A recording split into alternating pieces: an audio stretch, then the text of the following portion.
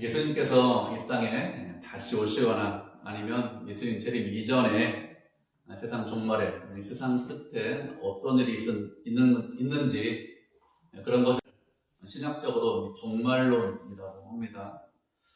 세상 끝에 어떤 일이 있는지 그리고 하나님께서 무엇이라고 말씀하신지 그것에 대해서 살펴보고 연구하는 종말론은 상당히 중요합니다. 그런데 그것을 실제로 살펴보고 연구하는 것은, 공부하는 것은 상당히 어려워요.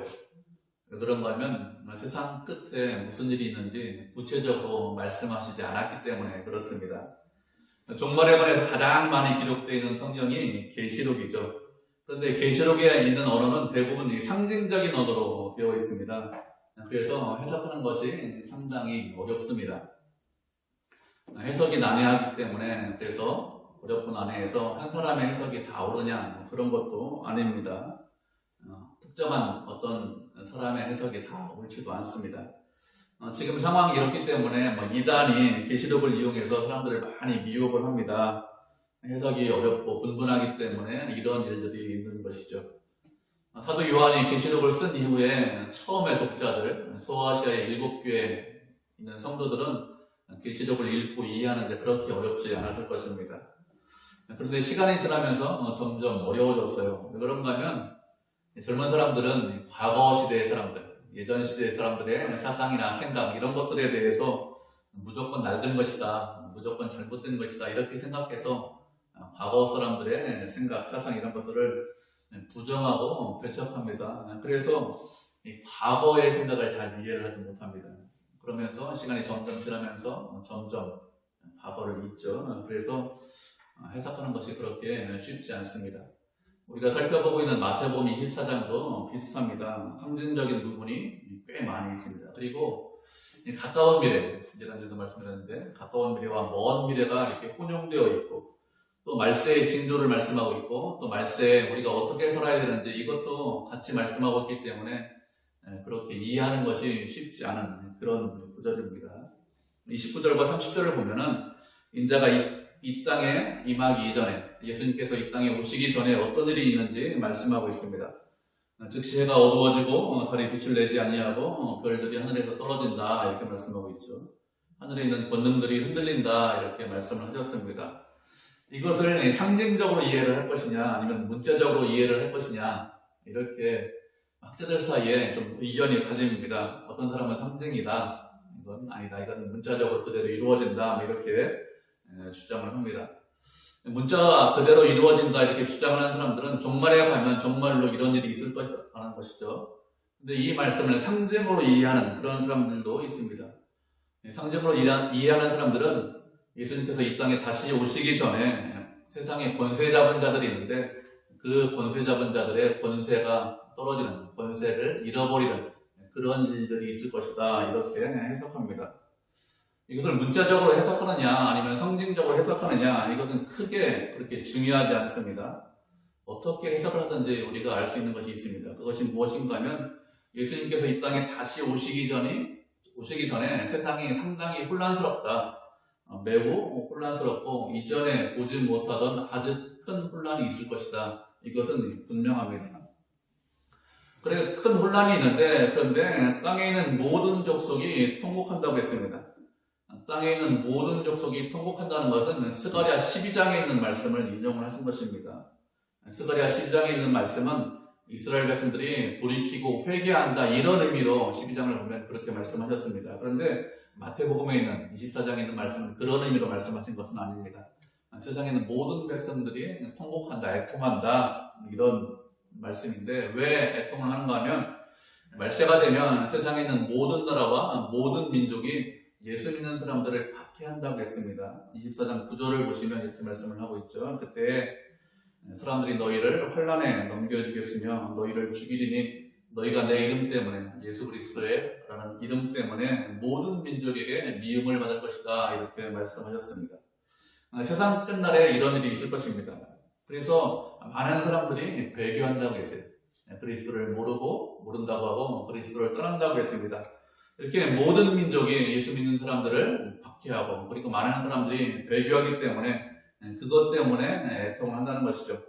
왜 통합니까? 자신들이 심판받을 것을 알기 때문에 예수님께서 다시 오시면 분명히 심판하신다고 말씀하셔서 그래서 큰 애통이 있을 것이다 이렇게 말씀하신 것입니다.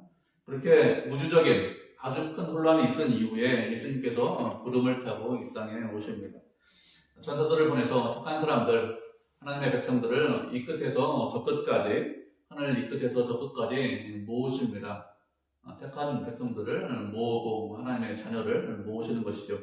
그리고 예수님께서 결론적으로 말씀하셨습니다. 32절과 33절을 말씀하셨는데 우리 본문 32절, 33절 말씀 다시 한번 읽어보도록 하겠습니다. 32절, 33절입니다. 찾으셨죠? 같이 읽겠습니다. 시작. 무화과 나무의 비유를 배우라. 그 가지가 널널하여지고 잎사귀를 내면 여름이 가까운 줄을 아나니 이와 같이 너희도 이 모든 일을 보거든 인자가 가까이 곧 문 앞에 있는 줄 알라. 아멘. 무화과 나무의 비유를 배우라고 했습니다. 무화과 나무의 비유라는 것은 무엇이냐면 예수님께서 저주하신 나무, 그 무화과 나무를 마른 것에 관해서 말씀하는 것입니다. 마태복음 21장에 보면 예수님께서 무화과 나무를 저주하십니다. 월요일 아침에 저주하시고 그리고 화요일 아침에 제자들과 함께 성전에 들어갈 때 무화과 나무가 마른 것을 보았습니다. 지금 제자들하고 이 말씀하실 때가 언제냐면 화요일 저녁에 얼마 안 됐습니다. 사실은 성경은 길게 많이 기록되어 있는데 화요일 저녁에 늦은 오후에 감람산에서 예수님께서 제자들과 함께 말씀을 하신 것이죠. 무화과 나무에 저주하신 것, 그것을 비유를 살펴봐라, 그것에 대해서 배워라 이렇게 말씀하고 있습니다. 그 무화과 나무는 잎이 무성한 무화과 나무입니다. 예수님께서 찾으시는 것은 열매인데 열매가 없기 때문에 저주하셨다고 했습니다. 그런데 이 무화과 나무는 무엇을 상징하느냐? 이스라엘을 상징합니다. 그 당시 유대인들, 그 당시 바리새인들 열매가 없기 때문에 하나님께서 열매 없는 것, 예수님께서 열매 없는 것에 대해서 책망하시고 그리고 그렇게 열매가 없으면 그러면 마를 것이다 이렇게 말씀하셨습니다. 제자들도 마찬가지죠. 제자들을 사역하면서 열매가 없으면 마를 것이다 이렇게 그런 의미로 말씀하셨습니다. 그런 무화과 나무의 비유에 관해서 배우라 이렇게 말씀하셨습니다. 무화과 나무의 가지가 연하여지고 그리고 그 가지에서 잎사귀를 내면 그러면 여름이 가까워온 줄 알라는 것입니다. 무화과 나무는 우리가 잘 보지 못하는데 겨울에는 잎이 다 떨어집니다. 그리고 늦은 봄이 되면 여름이 가까워지면 그 가지에서 새로운 잎사귀가 나옵니다. 그래서 무화과 나무에서 새 잎이 나오면 사람들이 날이 더 더워지겠구나, 이제 곧 여름이 되겠구나 이것을 알게 되죠. 이와 같이 이런 모든 일을 보면은 그러면 인자가 예수님께서 문 앞에 있는 줄 알라고 이렇게 말씀하셨습니다. 이 모든 일이라는 것이 무엇이냐? 그것은 15절 이하의 말씀입니다. 15절은 무엇이라고 했냐면 멸망에 가져간 것이 거룩한 곳에 선 것을 보거든 이렇게 말씀하셨습니다. 그리고 세상에 미혹하는 자들이 나타나면 그리고 세상이 혼란스러우면 여러 징조가 보이면 그러면 예수님께서 다시 오실 날이 얼마 남지 않았다. 예수님의 재림이 문 앞에 있다. 이것을 알라는 것입니다. 잎사귀가 무성한 무화과 나무를 보고 여름이 가까이 왔다. 이것을 사람들이 아는 것처럼 세상의 환경을 보고 상황을 보고 예수님 오실 때가 얼마 남지 않았다. 이것을 알고 깨달아라. 이렇게 말씀하셨습니다. 예수님은 이 세대가 지나가기 전에 이 일이 일어난다고 말씀하셨습니다. 24장은 말씀드렸듯이 가까운 미래와 먼 미래에 관해서 말씀을 하고 있습니다. 이 말씀은 AD 70년에 예루살렘이 멸망하는 것으로 이미 성취가 되었습니다. 그리고 앞으로 예수님께서 오실 것인데 앞으로 오실 때 또 이런 일이 있을 것이라는 것이죠. 아주 큰 혼란이 있을 것이다 이렇게 말씀하셨습니다. 그리고 35절에서 예수님께서 말씀하시기를 천지는 없어지는데 내 말은 없어지지 아니한다 이렇게 말씀하셨습니다. 이렇게 말씀하시는 것은 예수님께서 거의 맹세하신다 이런 수준으로 말씀하시는 것입니다. 종말이 반드시 있다는 것입니다. 그리고 예수님께서 반드시 다시 오신다 이렇게 말씀하셨습니다. 세상이 영원할 것 같아요. 우리가 사는 세상 망하지 않을 것 같습니다. 그런데 그렇지 않다는 것입니다. 반드시 끝이 있다. 그리고 반드시 끝에 가면 큰 혼란이 있고 그리고 혼란이 있은 이후에 반드시 예수님께서 오신다 이렇게 말씀하시는 것입니다. 그렇게 말씀하시고 또 뭐라고 말씀하셨는가 하면 그 날과 그 시는 알지 못한다고 하였습니다. 세상에 종말이 있는 것은 분명한데, 그런데 그 날짜가 언제인지, 그 시간이 언제인지 구체적으로 알지 못한다고 하였습니다. 하늘에 있는 천사도 알지 못하고, 그리고 아들도, 예수님도 알지 못하고, 오직 하나님만 아신다, 이렇게 말씀하셨습니다. 예수님은 아들이신데, 아들 하나님이신데, 그런데 어떻게 모를 수가 있는가, 이렇게 의문이 들 수가 있습니다. 이것이 무슨 뜻인가 하면, 예수님께서 인성을 가지고 계시기 때문에 종말을 아는 것에 대해서, 그 시간과 그 때를 아는 것에 대해서 제한되어 있다, 이렇게 말씀하시는 것입니다. 사람들은 어떤 것을 알고 있습니다. 그런데 모른다, 나 그거 몰라, 이렇게 이야기할 때가 있잖아요. 그런데 예수님은 그런 분이 아닙니다. 예수님께서 모르신다 이렇게 말씀하시면 정말로 모르시는 거예요. 예수님은 참 하나님이십니다. 그렇기 때문에 우리가 생각하는 대로 모르시는 것이 있으면 안 될 것 같습니다. 그런데 인성을 입으신 예수님은 그렇지 않습니다. 우리가 알고 있는 하나님 어떤 분이냐? 무소부재하세요. 어느 곳에나 다 계십니다. 그렇지만 인성을 입고 계신 예수님은 무소부재하실 수가 없습니다. 지금 예수님이 제자들과 함께 예루살렘 성전에 같이 있는데, 그런데 같은 시간에 감람산에 또 다른 사람들과 예수님이 함께 있다, 이렇게 되실 수는 없어요. 예수님은 하나님이신데 그건 불가능합니다. 왜 그런가 하면 육신을 입고 이 땅에 태어나신 참 인간이기 때문에, 우리와 같은 인간이시기 때문에 그렇게 제한이 있는 것입니다. 예수님께서 종말이 언제인지 알지 못한다, 이렇게 말씀하셨는데 참 인간이시기 때문에 우리와 같이 종말이 언제인지 알지 못한다, 그것을 아는 것이 제한되어 있다, 이렇게 말씀을 하신 것입니다. 예수님께서 분명히 종말을 모른다, 천사들도 알지 못한다, 이렇게 말씀하셨는데, 그런데 이단 중에는 종말이 언제인지 그 시간이 안다, 이렇게 하는 사람들이 있습니다. 우리나라에서 그런 이단이 있었습니다. 가장 대표적인 이단이 누구냐면 다미선교회, 우리 예전에 한 20년 전에 있던 그런 다미선교회라는 이단이 있었습니다. 왜 다미선교회인가 하면 다가올 미래를 준비해라, 이런 의미로 다미선교회입니다. 이 사람들은 1992년 10월 28일 날 사람들이 휴거된다, 이렇게 주장을 했습니다. 그리고 1999년에 세상에 종말이 온다, 이렇게 했습니다.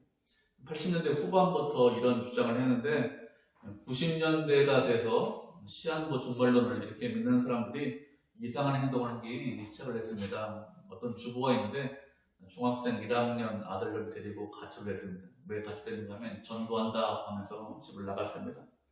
어떤 사람들은 회사에 다녔는데 회사에 다니는 걸 그만두고 시한부 종말론, 이것을 믿는 사람들하고 같이 산에서 생활하기 시작했습니다.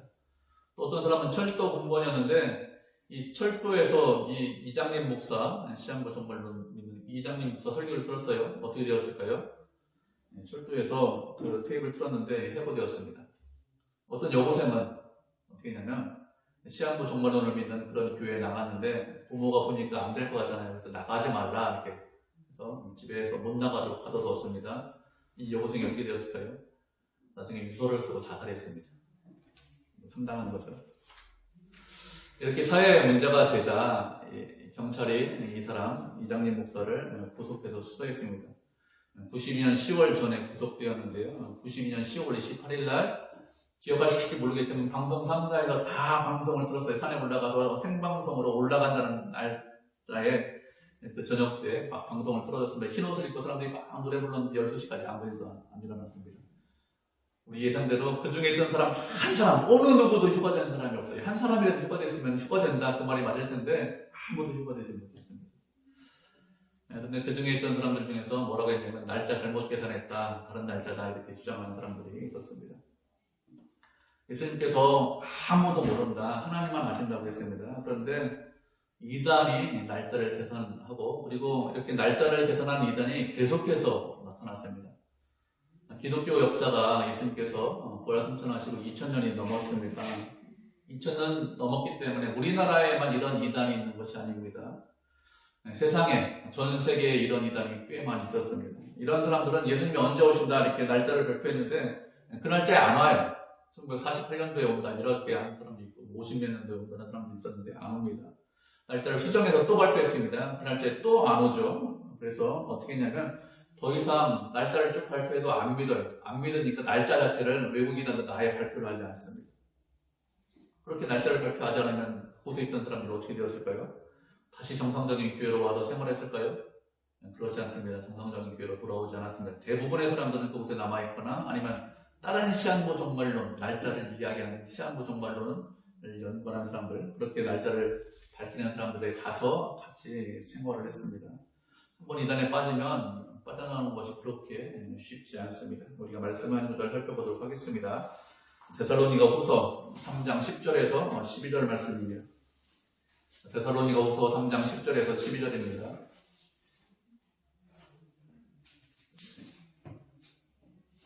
찾으셨죠? 데살로니가 후서, 데살로니가 전서 후서 있는데 후서 3장 10절부터 12절까지 세 절인데 우리가 한 목소리로 같이 읽겠습니다. 시작. 우리가 너희와 함께 있을 때에도 너희에게 명하기를 누구든지 일하기 싫어하거든 먹지도 말게 하라 하였더니 우리가 그런즉 너희 가운데 게으르게 행하여 도무지 일하지 아니하고 일을 만들기만 하는 자들이 있다 하니 이런 자들에게 우리가 명하고 주 예수 그리스도 안에서 권하기를 조용히 일하며 자기 양식을 먹으라 하노라. 아멘. 사도 바울이 데살로니가 성도들에게 개척한 교회인데 권면하는 편지입니다. 누구든지 일하기 싫으면 먹지도 말아라 이렇게 권면했습니다. 데살로니가 성도 중에서 일하기 싫어하면서 그냥 먹고 살려고 하는 사람들이 있기 때문에 이런 권면하는 것입니다. 성도들 중에서 일은 하지 않고 일만 만드는 그런 성도가 있어요. 이 사람들은 자신이 하던 일을 중단했습니다. 하던 일을 멈췄어요. 왜 그런가 하면 내가 하는 일보다 내 생업보다 더 중요한 것이 있다 이렇게 생각해서 그 하던 일을 멈췄습니다. 그 중요한 것이 무엇이냐면 예수님을 기다리는 거예요. 예수님께서 부활 승천하시면서 말씀하시길 곧 다시 온다 이렇게 말씀하셨습니다. 그래서 그 일이 너무 중요해서 우리는 예수님께서 다시 오시는 것을 기다리겠습니다. 이렇게 주장을 하고 아무 일도 하지 않던 예수님께서 오시는 것을 기다리던 그런 사람들이 있었습니다. 예수님께서 다시 오시는 것을 기다리는 것이 중요하지 않은 일이냐? 그렇지 않습니다. 아주 중요한 일이고 그 기다림 꼭 필요한 일입니다. 우리는 예수님께서 다시 오시는 것을 꼭 기다려야 돼요. 그런데 예수님께서 다시 오시는 거 별로 말하지 않습니다. 그리고 그거 기다리는 사람 별로 없습니다. 오히려 예수님께서 곧 다시 오십니다 이렇게 이야기를 하면 뭐라고 하죠? 그 사람들 참 이상한 사람들인데 왜 그런 이야기를 할까?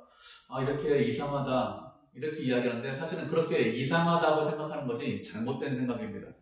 예수님은 반드시 다시 오십니다. 그리고 그 다시 오심에 대해서 다시 오실 예수님을 기다리는 것 그것은 당연한 것입니다. 그런데 문제는 무엇이 문제입니까? 문제는 무엇이 문제인가 하면 그 때와 그 시는 아무도 모른다고 말씀하셨습니다. 모른다고 말씀하셨으면 그러면 아무도 모르기 때문에 무슨 뜻입니까? 우리도 몰라도 된다 이런 뜻이라겠어요. 우리가 알 필요가 없습니다. 그런데 어떻게 하죠? 알려고 합니다. 날짜를 계산합니다. 그리고 아무 일도 하지 않고 무작정 기다리기만 합니다. 사도 바울이 무엇이라고 했죠? 예수님께서 곧 오시니까 아무 일도 하지 말고 무작정 기다려라 이렇게 말을 전했을까요? 그렇게 권면했습니까? 그렇게 하지 않았습니다. 조용히 일하며 자기 양식을 먹어라 이렇게 권면했습니다. 예수님이 언제 올지 아무도 모르고 하나님만 아십니다. 그렇기 때문에 우리는 어떻게 될까요? 자신이 맡은 일을 열심히 성실히 하면서 주님께서 오심을 기다려야 됩니다. 그것이 지혜로운 것이죠. 그렇지 않고 예수님께서 언제 오신다고 했다 날짜를 계산했는데 우리만 안다 이런 소리 하거나 아니면 그런 소리에 미혹되어서 자신이 하던 일 다 버리고 예수님 오시는 것만 기다리는 사람, 그 사람은 어리석고 미련한 사람입니다. 예수님께서 말씀하시기를 내가 다시 올 것이니 너희는 아무 일도 하지 말고 나만 기다려라 이렇게 말씀하신 적이 없어요. 성경 어디에도 없습니다. 그리고 제자들, 사도들도 그런 말을 한 적이 없어요. 사도들에게 그렇게 말씀하신 적도 없고 사도들도 그렇게 말한 적이 없습니다. 그런데 시한부 종말론에 빠진 사람들 어떻게 합니까? 가정도 버리고 직장도 버리고 그리고 예수님 오시는 것만 제가 기다리겠습니다.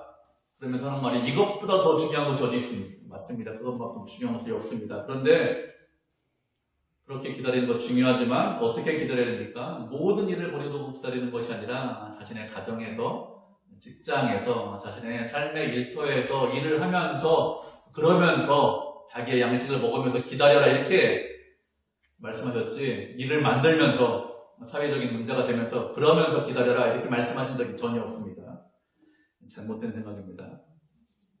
예수님께서 언제 오실지 아무도 모른다, 하나님만 아신다고 했습니다. 그런데 예수님께서 다시 오실 때 그때가 어느 때와 비슷한가 하면 노아의 때와 비슷하다 이렇게 말씀하셨습니다. 노아의 때 어떻게 했습니까? 사람들이 노아가 방주에 들어가는 그날까지 시집가고 먹고 마시고 시집가고 장가갔습니다. 그리고 홍수가 나서 그들을 멸할 때까지 그것을 깨닫지 못했어요. 세상이 망한다는 것을 알지 못했습니다. 노아 시대 때 사람들이 먹고 마시고 시집가고 장가갔는데, 그러면 그 시대에 먹고 마시고 시집가고 장가가는 것, 그거 잘못된 일일까요? 그런 거 아니죠. 우리가 생활하려면 먹고 마시고 시집가고 장가가고 다 해야 됩니다. 이런 거 하지 않고 세상에서 살 수 있는 사람 아무도 없습니다. 그런데 예수님께서 말씀하시기를 종말이 다가오면, 마지막 때가 다가오면 노아 시대처럼 먹고 마시고 시집가고 장가간다 이렇게 말씀하셨습니다. 그러면 이 사람들의 문제가 무엇이 문제일까요? 노아 시대 사람들은 다른 것은 아무것도 하지 않고 먹고 마시고 시집가고 장가가는 일만 했습니다. 하나님께서 노아에게 방주를 만들라고 명령하셨습니다. 노아가 어디에 방주를 만들었습니까? 이 주일학교 문제인데, 여러분은 어디에 방주를 만들었죠? 네, 산 위에 방주를 만들었다고 여러분 다 배우셨죠? 맞습니다. 왜 산 위에 방주를 만들었습니까? 큰 배를 만들어야 되는데 어디가 재료를 구하기가 쉬워요? 산에서 재료를 구하기 쉽죠. 나무를 구하기 쉽습니다. 그래서 바닷가에 배를 띄우려고 만들어야 되는데 그것이 아니라 산에서 만들었을 것이다 이렇게 보통 추정합니다. 방주를 몇 년 만들었느냐, 이것에 대해서 의견이 분분합니다. 10년 아니면 수십 년, 길게는 최장으로는 120년까지 봅니다. 짧게 걸렸다 이렇게 주장하는 학자들이 있어요. 그런 학자들은 뭐라고 하냐면, 노아가 혼자 방주를 만든 것이 아니라 인부를 사서, 사람 사서 얼마든지 일할 수 있잖아요. 그렇게 인부를 사서 방주를 만들었으면 그러면 짧게 10년 이렇게 걸렸을 것이고, 그렇지 않고 길게 걸렸다는 것은 노아 가족들 8식구만 방주를 만들었으면 길게 걸렸을 것이라고 생각합니다. 방주 만드는데 짧은 시간 걸리지는 않았을 겁니다. 그래도 어느 정도 긴 시간을 걸려서 방주를 만들었겠죠. 그 동안에 방주 만드는 동안에 노아가 먹고 살아야 될 거 아닙니까? 너 어떻게 살았을까요?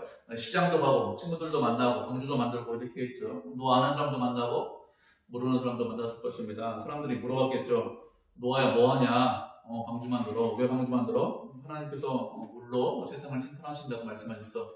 그래서 큰 배를 만들라고 하셨어. 나무 운반하기 어려워서 그래서 산에서 방주 만드는 거야, 배 만드는 거야, 이렇게 이야기했겠죠.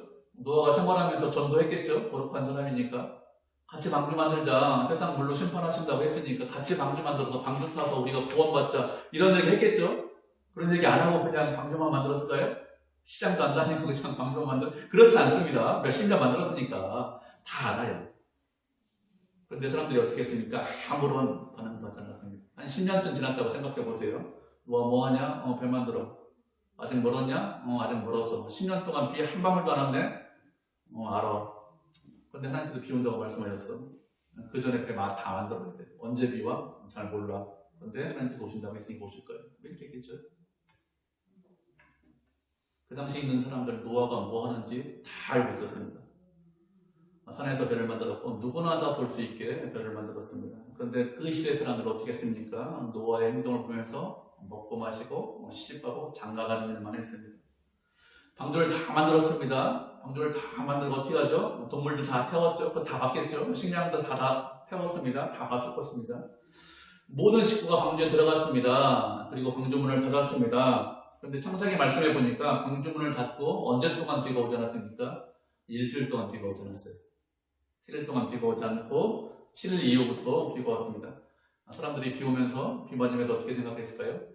설마 비가 많이 와서 세상이 망할까, 비 좀 오다가 좀 그치겠지 이렇게 생각을 했을 것입니다. 그런데 결국에는 노아 홍수로 세상이 다 망했습니다. 노아 8식구 말고는 구원받은 사람이 없습니다. 노아가 수십 년 동안, 최장 120년 동안 방주를 만들었는데, 그런데 그런 방주를 만드는 노아를 보면서 하나님의 심판을 아무도 믿지 않았습니다. 세상 종말에도 이렇게 될 것이라는 것입니다. 세상 종말에 여러 징조가 나타날 것인데 사람들이 그 징조를 보면서 세상이 망할 것이라고 생각하지 않는다는 거예요. 세상 영원할 거야, 절대로 망할 일이 없어, 이렇게 생각합니다. 21세가 들어서 전쟁 안 일어나 이렇게 했습니다, 사람들이. 근데 러시아, 우크라이나하고 전쟁이에요. 사람들이 다 미쳤다고 해요. 아닙니다. 전쟁이 있죠. 전쟁이 있다고 했습니다, 성경에. 그러니까 앞으로도 계속 전쟁이 있는 거예요. 종말의 시작이라고 했습니다. 사람들이 어떻게 합니까? 그런 거 보면서 먹고 마시고 시집가고 장가만 간다는 거예요. 내가 할 일만 한다는 거예요. 돈만 많이 벌고 내가 편하게 살면 그만이지 이렇게 생각하지 세상 종말에 관해서 깨어있지 않다는 것입니다. 그런데 예수님께서 무엇이라고 말씀하셨습니까? 깨어있어라 이렇게 말씀하셨습니다. 그러면 깨어있어라 이렇게 말씀하셨는데 깨어있는 것이 무슨 뜻일까요? 밤에 잠 안 자고 라면 끓여 먹으면서 있는 것, 그것이 깨어있는 것입니까?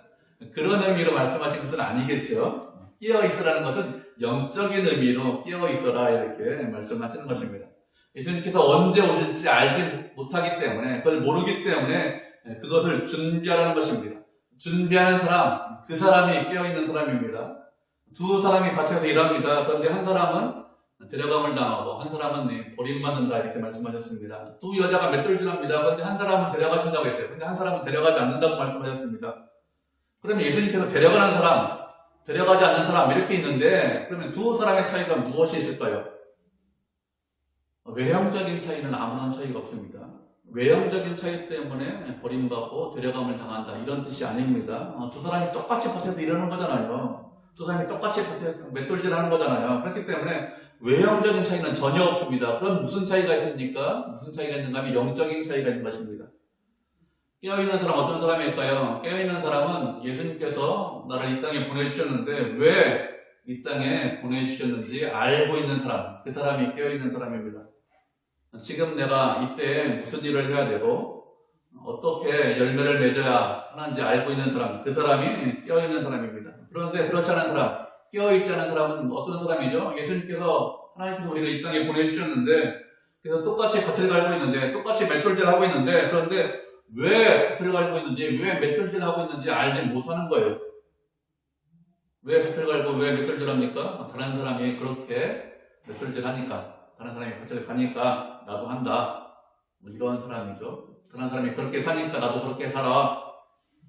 그 사람은 깨어있는 사람이 아닙니다. 분명히 말씀드리는데 그 사람은 깨어있는 사람이 아닙니다. 깨어있는 사람은 어떤 사람이냐? 날마다 하나님과 교제하면서 동행하면서 하나님, 제가 하루하루 살면서 이 땅에서 어떤 삶을 살아야 됩니까? 어떤 열매를 맺어야 됩니까? 이것을 알고 깨닫는 사람, 그 사람이 깨어있는 사람입니다. 하나님의 뜻에 순종하면서 열매 맺는 사람, 그 사람이 깨어있는 사람입니다. 그 사람 어떻게 한다고요? 그 사람은 데려감을 당한다 이렇게 말씀하셨습니다. 악한 놈은 어떻게 합니까? 주인 늦게 오실 거야, 안 오실 거야, 더디 오실 거야 이렇게 하면서 동료를 때리고 친구들과 술 먹고 노는 사람, 그 사람은 악한 종이라고 했습니다. 자신에게 맡겨준 일이 있는데 그 맡겨준 일에 대해서 열심을 내지 않고 인생을 허비하고 낭비하는 사람, 그 사람이 악한 종이라고 했습니다. 우리 이렇게 생각해요. 세상에서 성공하면, 돈을 많이 벌면, 그래서 교회 헌금 많이 하면 하나님께서 기뻐하실 것이다, 이렇게 생각합니다.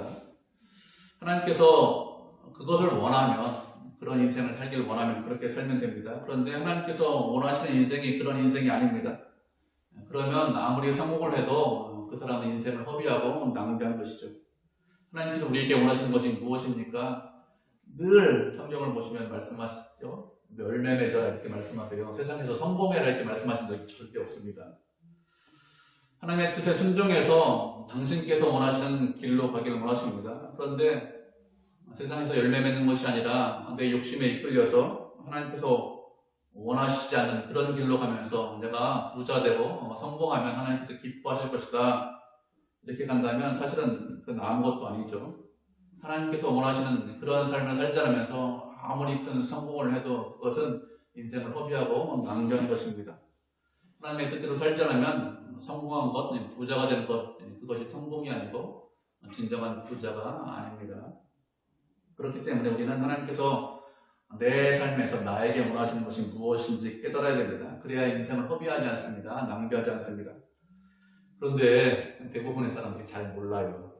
하나님께서 원하시는 것이, 저에게 원하시는 것이 무엇인지 잘 모르겠습니다. 이런 분들이 상당히 많습니다.